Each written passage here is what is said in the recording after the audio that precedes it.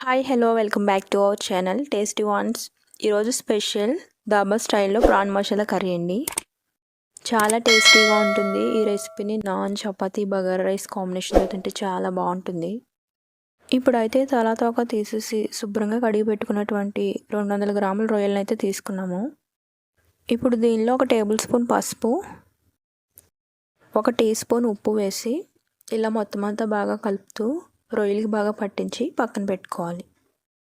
ఇప్పుడు మసాలాను ప్రిపేర్ చేసుకోవడం కోసం మిక్సింగ్ బౌల్లోకి 2 పెద్ద సైజు ఉల్లిపాయ ముక్కలు, అలానే 6 పచ్చిమిర్చి, చిన్న ముక్క అల్లం, 8 వెల్లుల్లి రెమ్మలు, చిన్న టీ గ్లాస్ వాటర్ వేసి అలానే 1 టేబుల్ స్పూన్ గసగసాలు, ఒక 10 లేదా 15 వరకు నానబెట్టుకున్న జీడిపప్పు పలుకులు వేసి ఫైన్గా పేస్ట్ చేసుకుని పక్క పెట్టుకోవాలి.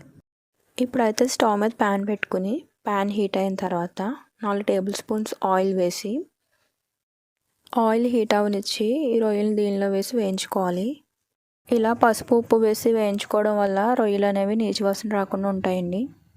ఇలా మంటను మాత్రం మీడియం ఫ్లేమ్లోనే పెట్టుకుని వేయించుకోవాలి. ఇలా ఒక 10 నుండి 15 నిమిషాల పాటు వేయించుకుని వేరే ప్లేట్లోకి సపరేట్ చేసుకోవాలి. ఇప్పుడు అదే నూనెలో 3 రెబ్బల కరివేపాకు వేసి చిటపటలాడనిచ్చి మనం ముందుగా గ్రైండ్ చేసి పెట్టుకున్న మసాలాను కూడా వేసి వేయించుకుందాము. ఇలా మసాలా వేగుతున్నప్పుడు మంటను మాత్రం మీడియం ఫ్లేమ్లోనే పెట్టుకుని వేయించుకోవాలి. ఇలా 10 నిమిషాల పాటు వేయించుకుని దగ్గరగా అయిన తర్వాత 1 టేబుల్ స్పూన్ కారం, 1/2 టేబుల్ స్పూన్ ధనియాల powder, 1/2 table spoon garam masala powder, అలానే 1/2 టేబుల్ స్పూన్ జీలకర్ర పౌడర్ వేసి వేయించుకోవాలి. ఇప్పుడు వేయించుకున్న తర్వాత 1 గ్లాస్ వరకు వాటర్ వేసి ఒకసారి అంతా కలుపుకుని మూత పెట్టి వాటర్ మరిగేంత వరకు ఉంచాలి. ఇప్పుడు ఈ వాటర్ ఇలా మరుగుతున్న టైంలో మనం వేయించుకున్న రొయ్యలు ఉన్నాయి కదండి, ఆ రొయ్యల్ని దీనిలో వేసి ఒకసారి అంతా కలుపుకుని మూత పెట్టి ఒక 15 నిమిషాల పాటు ఉడికించుకోవాలి. మంటను మాత్రం లో ఫ్లేమ్లో పెట్టుకుని కుక్ చేసుకోండి, లేదంటే ఒకేసారి మాడిపోతాయి. అలానే మధ్య మధ్యలో మూత తీసి కలుపుతూ ఉండాలి.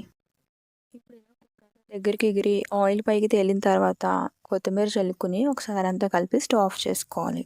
ఎంత సింపుల్గా ప్రిపేర్ చేసుకున్నామో అలానే అంతే టేస్టీగా కూడా ప్రిపేర్ చేసుకోవచ్చు ఈ కర్రీని. అలానే ఈ రెసిపీని అందరూ కూడా తప్పగా ట్రై చేసి ఎలా వచ్చిందో కామెంట్ చేయండి.